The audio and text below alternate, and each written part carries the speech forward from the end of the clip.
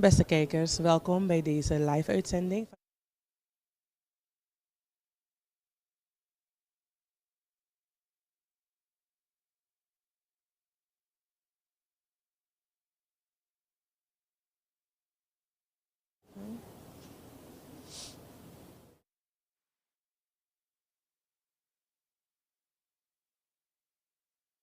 Beste kijkers, welkom bij deze live-uitzending van de Communicatiedienst Suriname.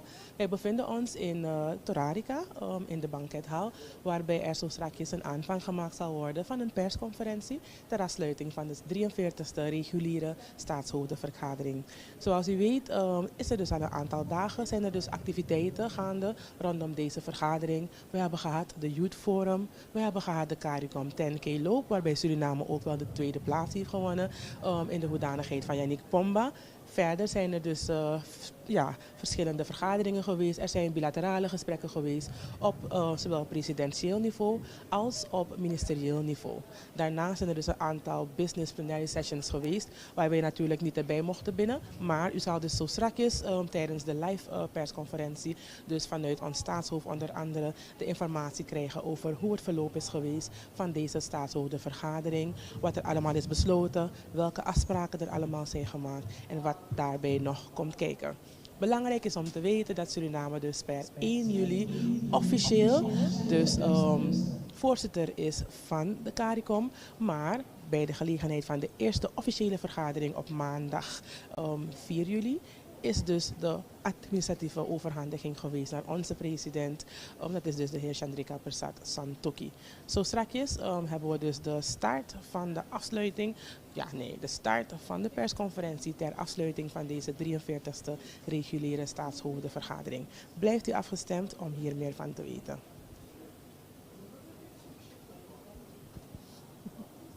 Raise your voices high and sing of your Caribbean pride.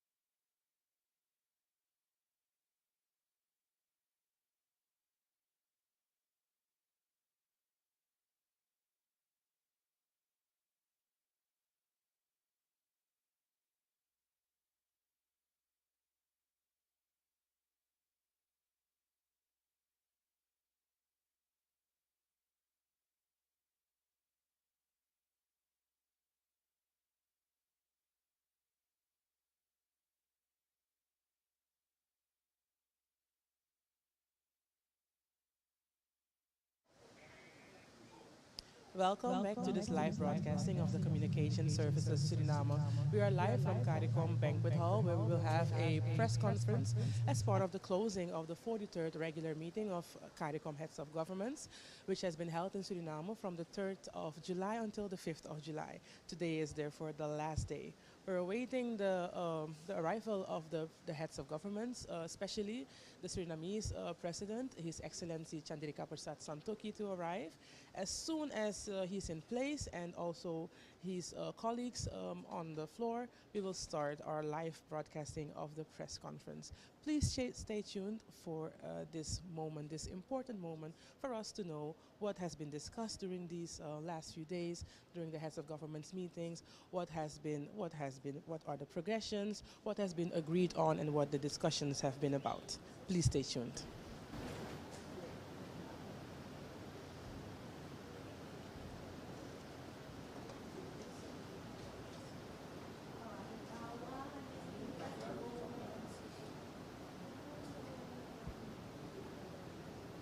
That's it. Okay.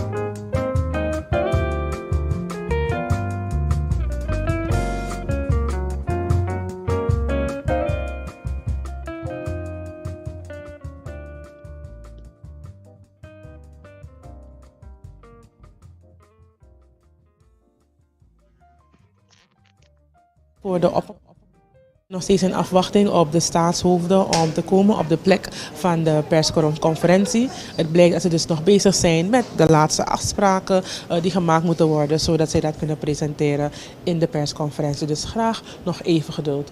Also, for our live viewers, thank you for waiting and for watching this live broadcasting from the Communication Services Suriname. We are live from the Tararica Banquet Hall, and we are still in waiting for the heads of governments to arrive for this press conference. We apologize for the delay, but we are hopeful that they will arrive anytime soon, so we can start this press conference. It's of course important for them to have a proper wrap-up of the plenary sessions during this heads of government meeting, part of the 43rd regular meeting of heads of government of the Caribbean.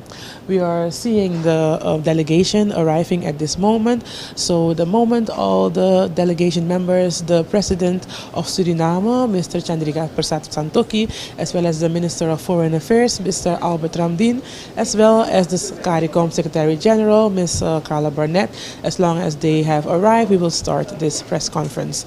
I can see all the delegate members arriving currently, so it should be any moment now that we can start this press conference. Please, some patience, and thank you for waiting.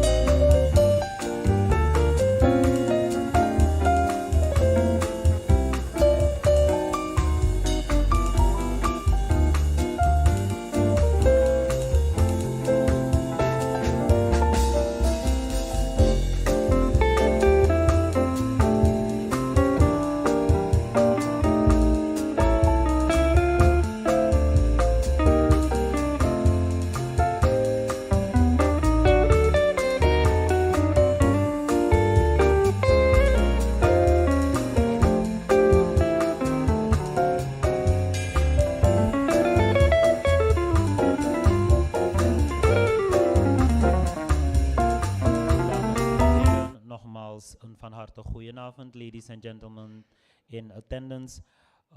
We gaan nog een beroep doen op uw geduld. It's gonna take us a moment. It's not gonna be longer than 10 minutes, we think, because now it's proposed that the chair of CARICOM goes into the holding while we wait for the other participants to join us. And as soon as they're here, we'll start the press conference. It's maybe a good idea to start by telling you how the press conference will follow through. We will have 5 speakers at the table, or 5 people at the head table. The chair and the Secretary General will be the ones doing the talking. So can I please advise that you put all your mobile devices on silent? We have approximately 3/4 for this press avail. So we're gonna have to ask you to keep your questions short, keep them simple, and we're gonna have to ask you to direct them as much as possible to the chair of CARICOM, the Secretary General, and if need be, the others at the table. For your information, it's good to tell you that the table will be held by the Minister Fred Mitchell from Bahamas. Bahamas is the incoming chair from January the 1st. And Minister Albert Ramdin will be there as the delegate from Suriname. And then we'll have Mr. Ralph Gonsalves from St. Vincent and the Grenadines. So if we could have just a little moment of your silence, of your patience more, then we will be back shortly. Thank you very much.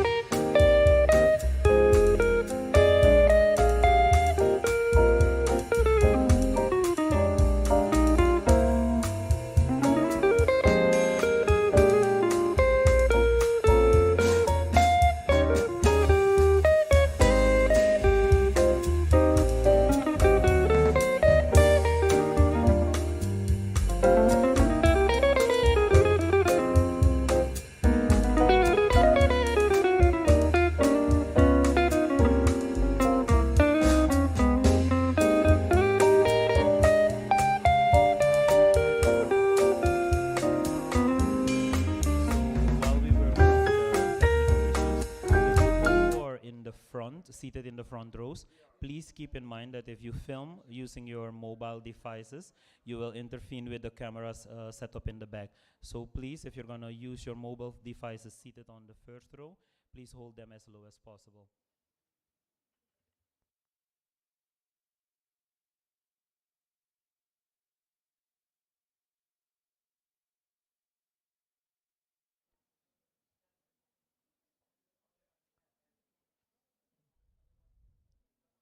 Within a minute, the president is gonna step in.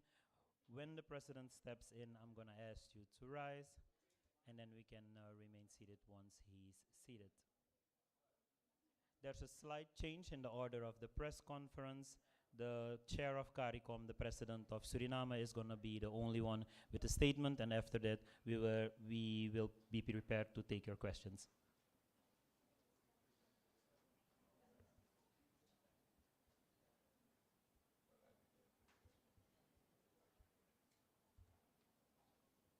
We've had a long but fruitful meeting, so we say thank you for all in attendance, for the patience that you have shown up till now. Please rise for the entrance of the chair of CARICOM, the president of Suriname, His Excellency Chandrika Persad Santokhi. Please be seated.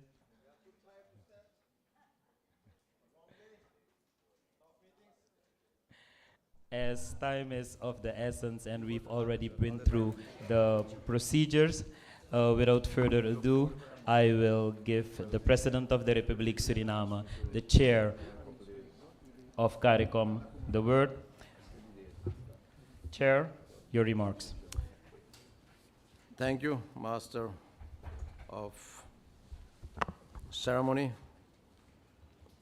fellow heads, sisters and brothers, all the media representatives, journalists from Suriname, from the Caribbean.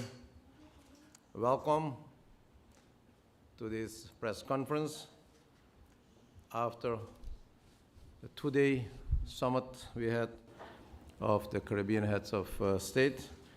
And at stage here, we have the Secretary General of CARICOM, Madame Carla Burnett.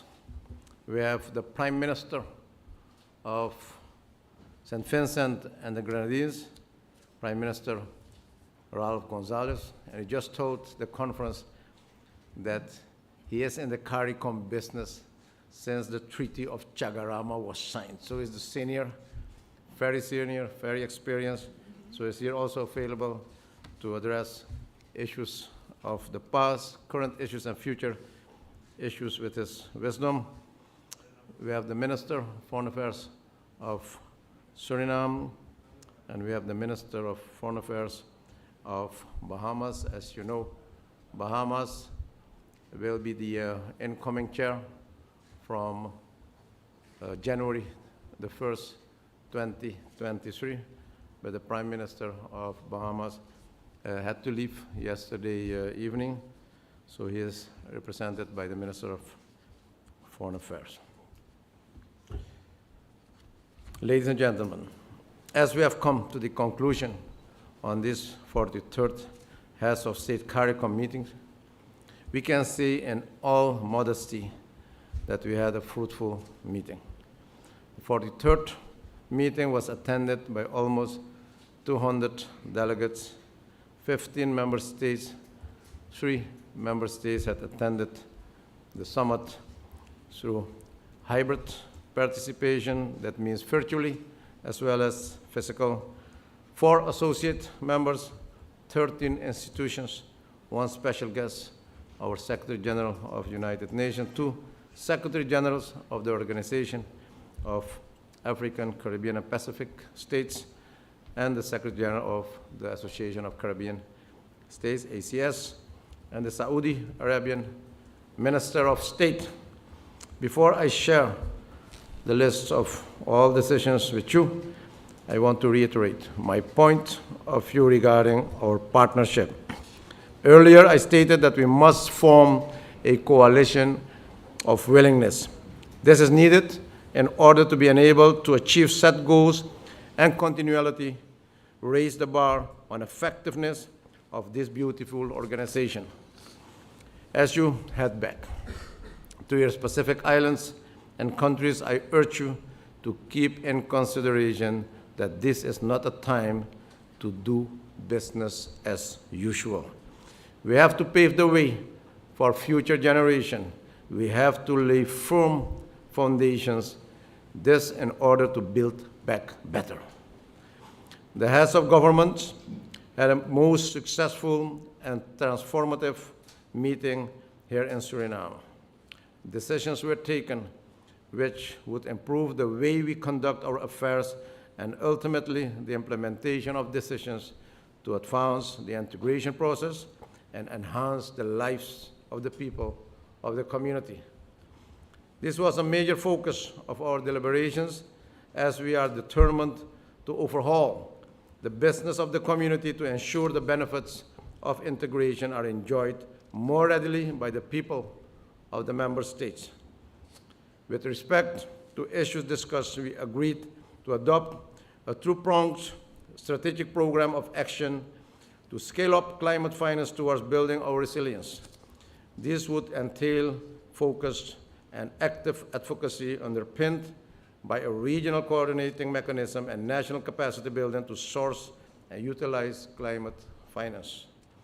We also agreed that the resource mobilization strategy would include support from the Caribbean Development Bank to mobilize development finance. We would also advocate strongly for the allocation of concessional finance more fairly and equitable. This is a matter we impressed upon the United Nations Secretary General, and he was very critical on this topic, and he had promised his support to our community.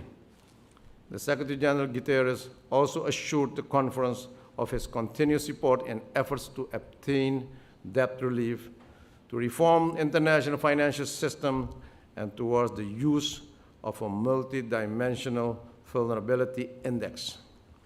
In our discussion with the SG Chikoti of the OACPS, we urge him to have his organization to take a leading role in joining with us in the quest for reparations. We agreed on the need to invest more time and effort in strengthening solidarity and cooperation to develop a common, strong stance in advocating on the issues of reparation and migration at the UN and other international fora. We received an update on the situation in Haiti and exchanged views with Prime Minister Henry, and we took the opportunity to express grave concern at the deteriorating security situation in Haiti. And the Prime Minister had responded also that his country is looking for more support and is also calling for starting a dialogue on national level to include all the people, all the institutions, and all the stakeholders to discuss a stable and a good future for Haiti. We agreed that the Bureau of Conference of CARICOM will be expanded and will include also the Prime Minister of St. Vincent and the Grenadines, Prime Minister of Barbados, the Prime Minister of Jamaica, and also that we should express joint leadership, collective leadership towards Haiti. And there is a team of ministers of foreign affairs, the COFCOR, will take the lead. And we have decided in Belize that a team of CARICOM under leadership of the Secretary General should visit Haiti as a site visit and also to examine the situation in Haiti. We continue to pursue our agri-food agenda to enhance our food and nutrition security and to achieve the 25 by 2025 vision, the reduction of the food import bill by 25% by 2025. In that regard, we mandated the Council for Trade and Economic Development to conclude by the end of this month the programs aimed at removal of all non-tariff barriers to intra-regional trade, particularly agriculture goods. With regard to CSME, we agreed to definitions of and qualifications for household, domestic, and agricultural workers and security officers, which are agreed categories for free movement within the Caribbean. We also agreed to move on the mutual recognition of companies incorporated within the members of the single market. So, ladies and gentlemen, we had agreed in the past the free movement of the skilled nationals, to give them the opportunity to work in the member states of the Caribbean nations. And now we have approved also labors, which are not really the skilled labors, but labors we need in our countries, in our sister nations, and that we have removed all the barriers for them. Agricultural labor. Agriculture, and also security officers, etc., and domestic laborers. On industrial policy, which is a portfolio that was added to Suriname's responsibilities, the conference received a presentation from Suriname on the initial work review taken by the National Committee with the support of the CARICOM Secretariat, the CDB, and the Caribbean Export. A substantive paper on industrial policy was circulated for review and consideration by the member states. A ministerial task force will be established to further give body to the formulation and implementation of an industrial policy for the region. The community also looks forward to the 50th anniversary of CARICOM next year, and celebratory events are expected to take place across the community throughout a 12-month period. The meeting has presentation from the private sector, labor, and the civil society, and the Dean of the CARICOM Youth Ambassadors Program representing the youth of the region also made a presentation. We congratulated in particular the youth of the community on their active engagement and participation in the CARICOM Youth Forum held on the 24th of June 2022. And the Youth Summit will be held later this year in Suriname. Noteworthy is that Suriname has offered a 10-hectare of fertile land to the youth of the region. And with that, I conclude my remarks regarding the meeting. And we are available to respond on any question or remarks you may have. And I give the floor back to the Master of Ceremony. Thank you very much, and may God bless you all. Thank you, Mr. Chair.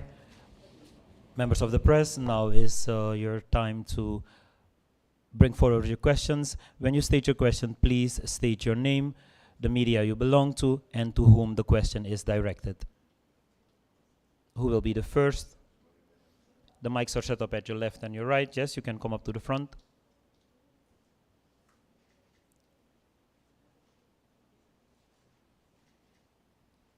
Good evening, everyone. Vishani from the newsroom in Guyana. To the chair of CARICOM, President Santoki, you spoke about mandating COTED to remove, to conclude all of their programs to remove the non-tariff trade barriers. What exactly does that mean? And I'm seeking clarity. In effect, does that mean that by the end of next month, agricultural produce will be able to move freely throughout the Caribbean? And secondly, there was much anticipation ahead of the conference for a regional energy security policy. Can you tell us perhaps how talks on that advanced during the conference? Thank you. Thank you very much. Yes, there were a lot of decisions. We took as heads. What I have presented is just a summary. And those questions are giving us the opportunity to further elaborate on other decisions we have taken. As regards the removal of barriers, I've just informed you that we removed the barriers for the domestic laborers. And that was an issue we are discussing for many years. And we had declared that in our opening ceremony, that we are here, that this conference should make a difference between this one and other conference, and that we need to take action. And we decided. We took action on all the people who were looking for opportunities in sister nations to find an opportunity as laborer in the security and domestic and the agriculture. Well, now we have to remove all the barriers, and they can have free movement, and they can find labor in our sister nations.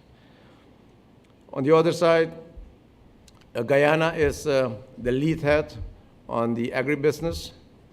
So there is a comprehensive strategy presented to the heads, which was approved already. And there are a lot of actions planned now for the implementation of this strategy. And yes, if you want to have that movement of agricultural products, that agribusiness, you need to remove other barriers in the area of logistics, in the area of connectivity. And that was one of the issues. The transportation issue was on the agenda. And we agreed, and we approved also timeline that we'll decide for a comprehensive study. On one hand, how we can strengthen the connectivity among all the islands, but also to take quick steps to enable us to move forwards, bringing our products to our sister nations. And we can elaborate further. The Prime Minister is also available to give you more detail. The SG is available to give you more information on that. And as you may recall, when we had that meeting as Caribbean leader, CARICOM, in Los Angeles on the Summit of the Americas with President Biden and Vice President Kamala Harris, that we had agreed that there will be joint approach between CARICOM and the leadership of the United States of America on 3 topics. And that is food security, that is the energy issue, and that is the climate crisis, the finance. So we had elaborated on those topics. We agreed that there will be 3 committees on the side of CARICOM. Those committees will be led by prime ministers, head of states, and will comprise of experts from the Caribbean countries. And there is a follow-up already to discuss those topics with the leadership of the United States, and there are meetings planned for the coming days. There was a special topic on climate finance, and the Secretary General can elaborate on that topic further. That was discussed thoroughly.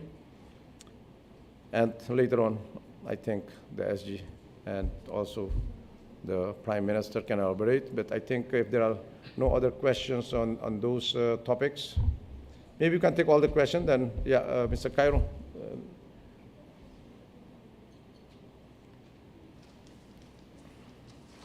Good evening, all. Ivan Cairo from the Warate newspaper and the Caribbean Media Corporation. Mr. President, you just mentioned the regional strategy for energy. I would like to have more on that. What are the decisions that has been taken now? Within how many years should they be established? And also, that question is for you, Mr. President. And also regarding the industrial policy, could you tell us what are the main elements for this policy? And I have also a question for Prime Minister Gonsalves. That's about the transportation and connectivity in the region. We have heard Prime Minister Pierre about LIAT. Could you tell us more? What are the decisions Within how many years? What is the time frame that this connectivity issue, this transportation issue should I say, as a solution? Thank you so much. Yes, on the issue of the industrial policy, which is under the quasi-cabinet of Suriname, I will ask the Minister of Foreign Affairs of Suriname to respond on that question. On the connectivity, the Prime Minister can elaborate, and I'll ask also the SG and the Minister to elaborate also on the energy strategy of the Caribbean. Prime Minister. Thank you. Excellency, in addressing the energy question, I don't want us to think that we are beginning with a blank slate. It's not tabula rasa. Already existing in CARICOM is a regional energy policy. There's a CARICOM energy policy. There's sub-regional energy policies, like, for instance, the Organization of Eastern Caribbean States, and each country has a national energy policy. And the energy policy addresses the pre-existing, before we arrived here in Suriname, focused on renewable energy and also on energy efficiency. There are lots of initiatives and coordinated policies dealing with energy, renewable energy in relation to hydro, solar, wind, geothermal, energy efficiency matters concerning LEDs, particular types of equipment, and so on and so forth. And those are matters of record. What has made the issue of real urgency is the manipulation of the market addressing oil production and distribution, exacerbated by the Russia-Ukraine war. And clearly the prices are rising, and all sorts of products touching and concerning energy, and you go also off the spin-offs with fertilizer and the like. And we had to, in a sense, take, in cricketing terms, a fresh guard in light of these new circumstances. There's one obvious one with the supply of energy through the Petro-Carib arrangement, which is very favorable to several countries in the Caribbean, including, and especially so, the independent countries of the OECS, but the other countries within CARICOM. As you are aware, the unilateral sanctions by the United States administration imposed during the time of President Donald J. Trump in relation to Venezuela brought, for all practical purposes, the Petro-Carib arrangement to an end. This arrangement delivered important financing benefits to countries participating. But the arrangement was brought to an end because the sanctions would have affected the actual shipping arrangements and the financialization behind this, the monetary system, the payment in dollars, and all the rest of it. And the circumstances are propitious for us to call, and we have in fact made a decision, and it's in the communique and you will see it, for an end to these sanctions in relation to which would touch and concern the Petro-Carib arrangement and more broadly. Because look, after all, because of what is happening in Europe, we hear that the United States of America wants to give the Europeans a carve-out, a special carve-out in relation to these sanctions, unilateral as they are, in relation to energy products out of Venezuela. We see the Americans themselves are going down to Caracas on 2 occasions now to see if they can make arrangements to get additional energy products. Because what is happening, we all know, we read about it, we hear it on CNN, BBC, all the networks, and those who are in the know, that the sanctions made, in part, made the Russians make more money from energy to help them to fund, in part, the war. These are known facts.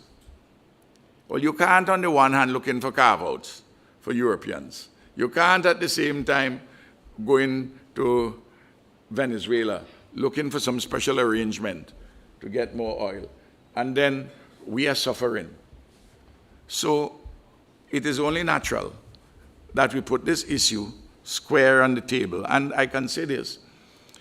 10 weeks ago, I was in Caracas, and I spoke to President Maduro about the resumption of the Petrocaribe arrangement, and in fact, the decision has been made for the resumption of it, all things being equal, and with a 35% off the top, up front. So clearly we want to go and get this. Similarly, we know that the arrangements between Trinidad and Tobago and Venezuela with the border, the exploitation of the LNG, where the sanctions have already had hit that. That is a matter which we discussed, and to talk to our American friends about the unilateral sanctions in this regard. We are not doing this in any combative way. We are not doing it in any confrontational way. There's a dialogue, a conversation between friends, CARICOM and the United States of America, and the Venezuelans are also our friends. And this is how responsible, mature leaders are trying to address an issue which is very much in front of us. So that is a specific bundle of issues concerning energy, in addition to all the other pre-existing ones. Now, in relation to connectivity in transportation, 2 bundles of issues. Those concerning sea transport, marine transport, and those relating to air transport.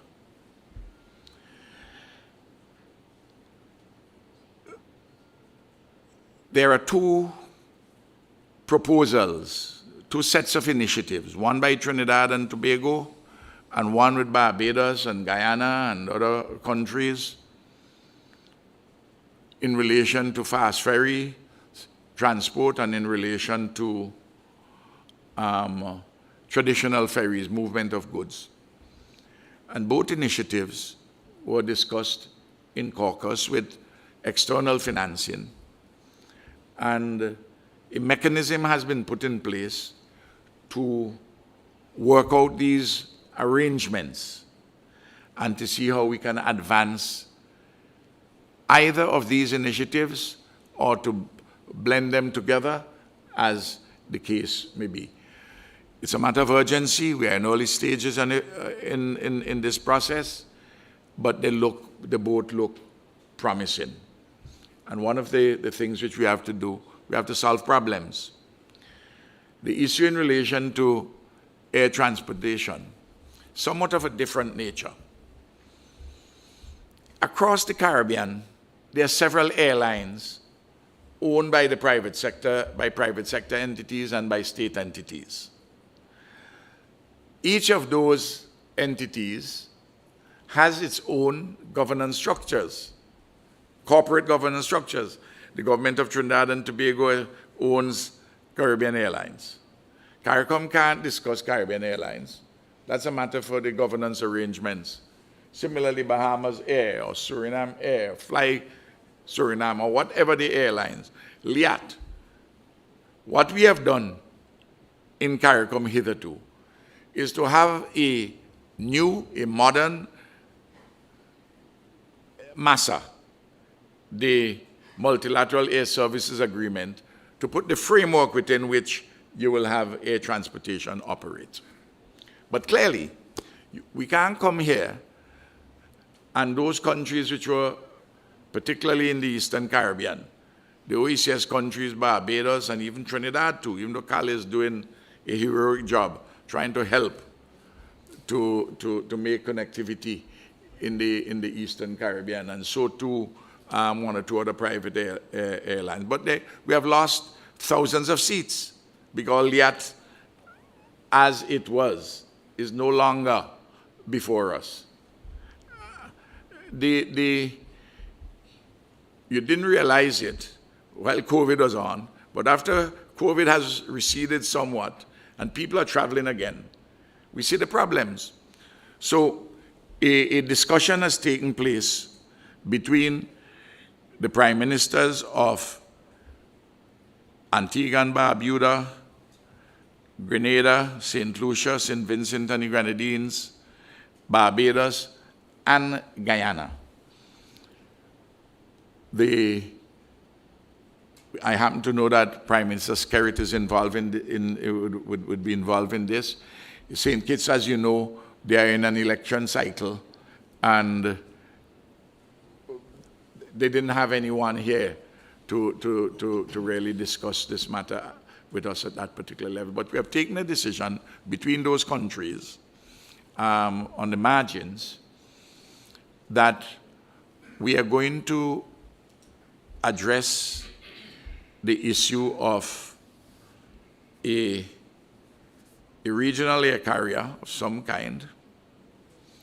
It may well be the revival of LIAT in some form or the other, but we have to get a consultant in the area of aviation to put the framework together and some numbers as a matter of urgency for us to move on. And sometime, and that is taking place, I've been given a certain responsibility to coordinate certain things, to get that going. And then to get the terms of reference in order for such an exercise. And to have a further conversation at the leadership level, sometime in the period between the 20th of July and the end of July. Whether the meeting will take place in St. Vincent and the Grenadines or St. Lucia, I don't know yet, to advance this question in a very practical matter. We discussed also, I would say, broadly, some residual issues from LIAT 1974 Limited. That discussion is inconclusive, matters in which we do not have any particular legal obligation, but there may well be a moral obligation for us to address certain things efficaciously, and we will seek to do so in a coordinated way. Those are the matters touching and concerning what you have raised about those specific questions. I don't know if I've spoken with a sufficient degree of clarity. If I haven't, well, you'll have to buttonhole me sometime and talk to me more, because we have to bear in mind, while we like to have this conversation going on longer, I know the President, I don't want to cut the press conference short, the President and the First Lady are hosting a dinner not too long from now, so I just want you to bear that in mind. I'm not asking to curtail the free press, I just want to, he may not want to say it, but I would say it for him. Thank you, Ralph. Minister of Foreign Affairs of Suriname, the question on industrial policy, the update. Thank you very much, Mr. President, and good evening to all. I'll start saying a couple of things before I speak about the industrial policy, but more to put it in context. I think the time is right in our own region following the COVID-19 and the Ukraine crisis. Given all the impact it has on our economies, we all need to reboot our economies. It's a good time to revisit our economic production structures. So setting up an industrial policy task force is important in this regard. The other reason why it is important in this context currently is that the focus of the region's integration is on three things: on the single market and economy, on energy security, food security. And without an industrial policy that brings together all these three elements, the whole process would not be complete. So it makes sense to talk about industrial policy now, but also to mention that industrial policy was always included as a specific area in the Treaty of Chaguaramas, but not very much implemented in practice. Every country had their own industrial policy. So now we're speaking about a regional industrial policy with a quasi-cabinet responsibility for the President of Suriname. What we have agreed on here in this meeting is that there will be a ministerial task force with oversight by the President of Suriname to discuss much more in detail the regional industrial policy based on extensive analysis, but also in terms of the global context of such an industrial policy. And in this whole endeavor, in this whole exercise, national governments will be involved, and that's why there is a ministerial open-ended task force, but also regional institutions like the CARICOM Secretariat, CDF, the Caribbean Development Fund, Caribbean Export, and the Caribbean Development Bank. And I'm sure that there will be need for more experts to be involved in this process. Another key stakeholder in this process are the private sector organizations in the region. And we already know that the private sector, the CPSO, has an interest to contribute to this process. And this is an alignment institutionally, regionally, but also on the basis of global developments, which bodes well for the future of our economies in the region. Let me immediately mention two factors which are considered a limiting factor. We will need to pay specific attention to that. One is market size. If you want to become an industrial complex or industrial production, building industrial production capacity, you'll need markets. So we need to look also beyond our own markets, apart from producing for our own market, which is approximately 25 million at most in the region. But we have markets close by in Central America and South America, which can be addressed as well. That's one factor which we will need to include. The second one is labor. Our skill set in the region is narrow, is shallow, so we will need to look at that as well. It's similar issues that play at the national level. Two things are critical in industrial policy as we see it for the region. One is we will need to diversify our economies. And industrial policy will provide that opportunity because we need to become up to a certain level, up to a certain degree, independent from production elsewhere. We have seen the consequences in terms of COVID-19 with the vaccines, where we were the last in line to be able to receive some. That marginalization we need to address in all other sectors as well. So that's one. Diversification, industrial policy will provide for a much more. The second one, a much better economic arrangement. The second one is we need to increase value-added economic activities in our own region. And those value-added economic activities will need to be formulated and agreed on. That's why I spoke about priority setting earlier, is that every country has their own strength. There are 3 countries in the region with food processing capabilities or food production capabilities. Suriname, Belize, and certainly Guyana. At the same time, other countries have food processing capabilities, so it's basically aligning the strength of different countries, different islands, different countries on the mainland with each other and creating one economy. Again, here is the link with the single market and economy thinking. The other one is competitive advantage that needs to be seen as a basis how we arrange ourselves in terms of industrial production in the region. As I said before, we will need a lot more information, so more analysis will be done. The ministerial task force will be composed within a couple of days, weeks, and then the first meeting will take place.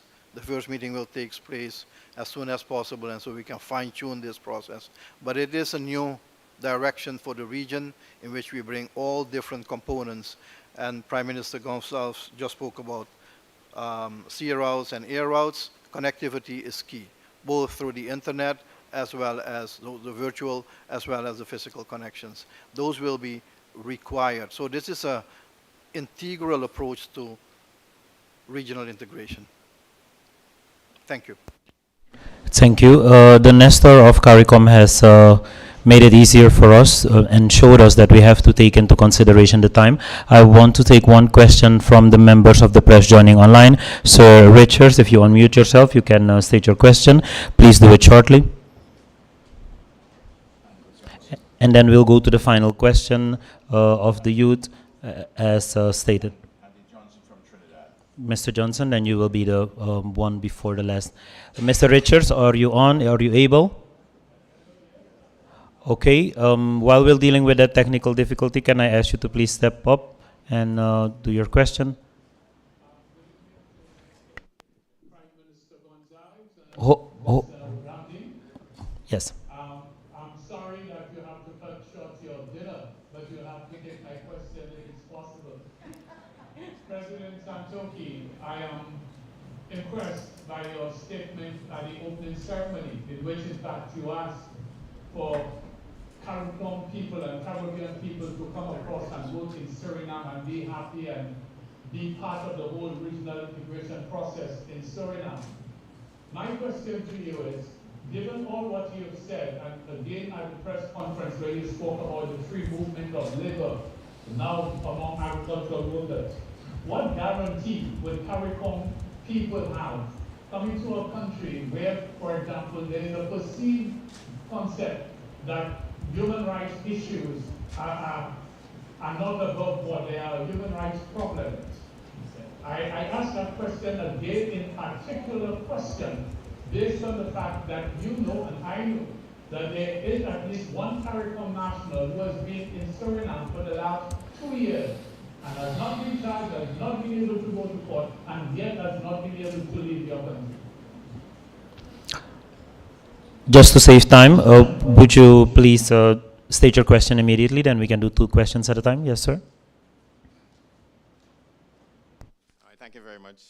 My name is Andy Johnson. I'm a journalist from Trinidad and Tobago. I work for the Trinidad Express as well as a TV station called WESN. Excellency, Mr. President, my question is right to you. Given the resolve you say that was taken at this meeting to do certain things, to take action on decisions that you all have made, how soon do you think the first domestic worker or the first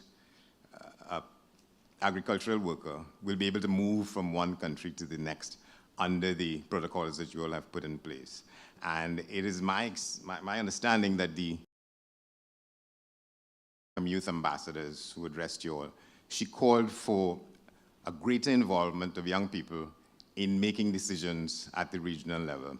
Can you tell us a little bit about how that will happen and when, given the urgency you're talking about? And I think I just want to say that I too, thank you very much. Yes, thank you. As regards the question on the integration of people, the integration of the Caribbean nation, and the opportunity what we have in Suriname, and my statement that we as a country, and I as president of Suriname, that I'm offering opportunities to the Caribbean, the business community, the entrepreneurs. And I will reiterate what my message was. The spirit of this summit of the heads of government of Caribbean states and associate members was that there must be a change within the Caribbean organization, within the Secretariat, within our